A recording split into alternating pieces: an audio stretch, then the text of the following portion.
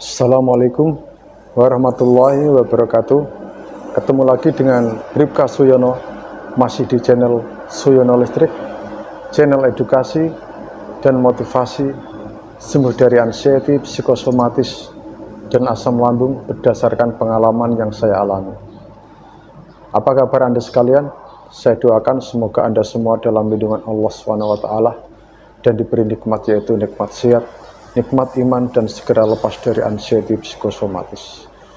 Demikian juga saya minta doanya kepada rekan-rekan semua supaya saya diberi kesehatan oleh Allah SWT agar bisa memberi motivasi-motivasi dan memberikan sebuah ilmu-ilmu yang saya pelajari dari diri saya kepada Anda semuanya. Oke, langsung saja ke topik. Anda masih merasakan keliengan, sempoyongan, sensasi mau pingsan? Ya, tidak apa-apa. Saya yakin tidak apa-apa. Karena saya lama merasakan itu dan lama berdampingan dengan sempoyongan, keliengan, dan sensasi mau pingsan. Tetapi Anda harus lihat dulu video saya yang di part 1 dan part 2 yang kupas tuntas masalah keliengan, sempoyongan. Karena sempoyongan, keliengan itu ada beberapa penyebabnya, ya. Kalau sempoyongan, keliengan disebabkan oleh sakit fisik, itu akan lain ceritanya dengan sempoyongan, keliengan, sensasi mau pingsan yang disebabkan oleh karena gejala psikosomatis. Jadi intinya begini, kalau selama Anda tidak sempoyongan terus tidak jatuh, pingsan tidak pernah pingsan, terus fisik Anda lemah, mengganggu psikis Anda, nah itu saya yakin itu adalah Anda mengalami yaitu gejala psikosomatis. Ya, tapi itu tidak bahaya karena itu hanya ilusi saja. Kadang saya duduk duduk itu ada sedikit bergerak. Saya memastikan yang bergerak ini kursi yang saya duduki atau kepala saya yang bergerak gitu. Saya selalu meyakinkan, wah, yang bergerak ini saya atau kursinya begitu. Saya tetap meyakinkan, wah, ini paling kursinya begitu. Padahal itu saya rasakan yakin kalau itu memang ada sebuah ilusi di kepala saya, terasa sempoyongan, kayak keliengan, terus sensasi mau pingsan. Di saat saya menderita itu, sebelum saya tahu ilmunya, saya tidak berani keluar kemana-mana karena takut kalau nanti saya jatuh nggak ada yang menolong, ya.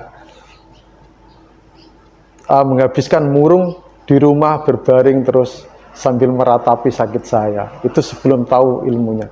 Setelah saya tahu ilmunya, ternyata sempoyongan, keliengan, sensasi mau pingsan itu kalau saya manja ternyata makin menjadi. Ya akhirnya saya mulai bangkit, yaitu dengan apa?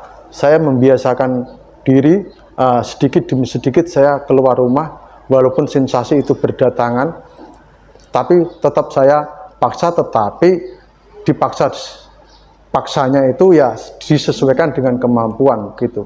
Kalau memang saya kuatnya berjalan misalnya hanya 500 meter, ya sudah 500 meter. Tetapi itu rutin saya biasakan. Kalau memang saya keluar yang jauh-jauh belum berani, saya nggak mau memaksakan, saya keluar di tempat yang dekat saja, walaupun saat itu pertama kali ditemani oleh istri atau anak saya. Dan sempoyongan itu tetap ada ya, tapi saya mencoba untuk cuek. Terus kalau di kantor sensasi itu mau pingsan datang, sempoyongan datang. Kalau dulu saya belum tahu ilmunya, saya ingin cepat-cepat pulang. Saya harus pulang ini. Takutnya nanti di sini saya kenapa-napa begitu. Ternyata setelah saya tahu ilmunya, kalau saya sempoyongan, keliengan, saya mau pingsan itu waktu kerja, ya sudah saya rileks, berusaha untuk rileks walaupun itu susah, berusaha untuk tenang walaupun itu susah, ya. Susah sekali. Orang yang tidak pernah merasakan ini, ya, mereka tidak akan paham dengan sempoyongan, keliengan, sensasi mau pingsan. Karena mungkin yang mereka rasakan itu sempoyongan, keliengan karena sakit fisik. Kalau sempoyongan, keliengan, sensasi mau pingsan itu sakit fisik, saya yakin itu tidak akan mengganggu fisik kita, nggak akan mengganggu badan kita menjadi lemah, itu tidak, saya yakin, dan tidak menimbulkan kecemasan yang berlebihan. Tetapi kalau sensasi mau pingsan, terus sempoyongan kelingan itu karena gejala psikosomatis, saya yakin pasti fisik terganggu, ya, terus psikis apalagi terganggu, dan cemas itu pasti datang, tetapi berlebihan gitu.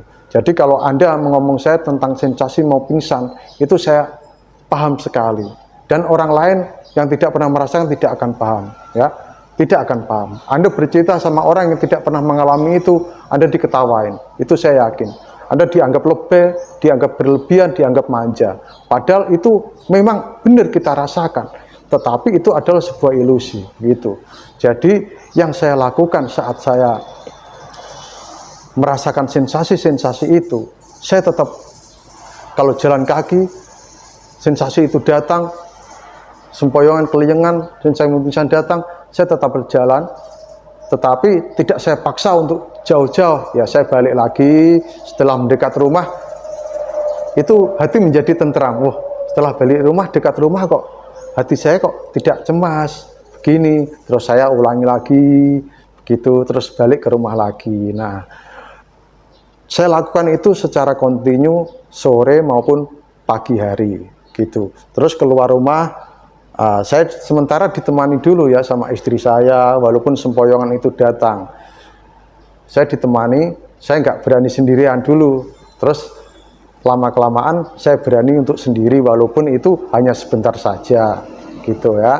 Nah, yang terpenting saat ini yang Anda masih mengalami sempoyongan, kelingan, sensasi mau pingsan, yang utama adalah yang pertama ya, cuek dengan sensasi itu, walaupun susah memang susah, harus Anda latih ya, harus Anda latih ya. Latihannya yaitu yang seperti saya ungkapkan. Dan yang kedua adalah anggap sensasi mau pingsan, kelingan, sempoyongan itu adalah bawaan tubuh Anda yang sekarang. Sadari keadaan tubuh Anda yang yaitu ya begini ini, sadari ya. Anda harus menyadari itu agar apa? Anda terbiasa dengan keadaan itu gitu. Oke? Nah, membiasakan diri dengan keadaan yang sekarang, sempoyongan, kelingan yang Anda rasakan itu, supaya terbiasa Anda rasakan. Setelah Anda terbiasa merasakan, yaitu nanti Anda akan bisa untuk mengendalikan gitu. Saya yakin itu ya. Sebenarnya simple, tetapi ya emang perlu latihan, butuh waktu ya, tergantung pada kita sendiri ya. Waktu itu tergantung pada kita sendiri gitu. Terus yang ketiga adalah Anda jangan manja kalau sensasi pingsan itu datang ya. Ya saya tahu kalau sensasi mau pingsan, sempoyongan, kelingan itu datang, saya yakin Anda inginnya, termasuk saya ya, inginnya menghabiskan waktu di rumah, berbaring ya, terus ya nggak tahu mikir apa, mikir ini, mikir itu, dan sebagainya gitu. Jadi ada 3 poin yang paling utama gitu ya. Pokoknya Anda biasakan dengan keadaan Anda yang sekarang. Anggap saja sempoyongan, kelingan, sensasi mau pingsan itu bawaan dari tubuh Anda. Supaya apa? Supaya Anda terbiasa dengan keadaan itu. Selanjutnya Anda nanti bisa mengendalikan. Kalau sudah terkendali, nanti lama-kelamaan itu akan hilang ya. Contohnya saya itu tidak menyadari kalau sempoyongan, sensasi mau pingsan, kelingan itu sudah hilang itu tanpa saya sadari. Ya, betul, itu saya jujur tanpa saya sadari. Ya, ujuk-ujuk bahasa Jawanya, atau apa ya kalau bahasa Indonesia, ujuk-ujuk gitu. Pokoknya tiba-tiba nggak saya rasakan begitu. Tetapi dengan catatan ya, kadang saya juga masih merasakan kalau saat asam lambung saya itu bermasalah, itu kadang merasakan, tetapi karena saya sudah terbiasa, ini hanya ilusi. Saya hanya cuek dan meyakinkan itu hanya ilusi. Udah, itu nanti hilang begitu ya. Itu resep dari saya sesuai dengan pengalaman saya. Jadi Anda harus bisa membedakan sempoyongan, kelingan itu disebabkan oleh apa dulu. Lihat di part 1 dan part 2. Oke, semoga Anda semua bisa mencontoh tip yang saya ungkapkan. Karena apa? Sempoyongan, kelingan, sensasi mau pingsan karena gejala psikosomatis itu tidak mudah untuk menghilangkannya ya. Susah. Tetapi bukannya tidak bisa, ya harus dilatih begitu ya. Seperti yang saya ungkapkan tadi. Orang lain saya yakin tidak akan mengerti tentang keadaan kita yang merasakan itu. Saya yakin. Kalau hanya karena mungkin HB kita rendah sempoyongan, itu pasti nanti kalau HB kita sudah naik, itu pasti sembuh, saya yakin. Tetapi kalau psikosomatis, ya tiap hari itu mengiringi, ya. Tiada hari saya merasakan, ya, tiada hari tanpa sempoyongan, kelingan, sensasi mau pingsan. Nah, itu yang saya rasakan. Saya menjemput anak, sempoyongan, kelingan, naik motor itu datang, saya tetap paksa rileks, ya. Saya rileks, saya harus jemput anak gitu. Menunggu anak di sekolah itu, wah, sensasi itu berdatangan. Tapi saya mencoba untuk rileks gitu. Kalau dulu belum tahu ilmunya, saya langsung pulang itu. Anak saya akhirnya dijemput sama teman saya atau istri saya begitu. Tetapi setelah saya tahu ilmunya, ya udah saya tetap rileks, tenang. Ya, saya atur napas begitu. Ya, terus itu adalah dari segi ikhtiar insani kita. Nah, kalau dari segi ikhtiar ilahi, ya Anda harus lakukan meditasi, ya.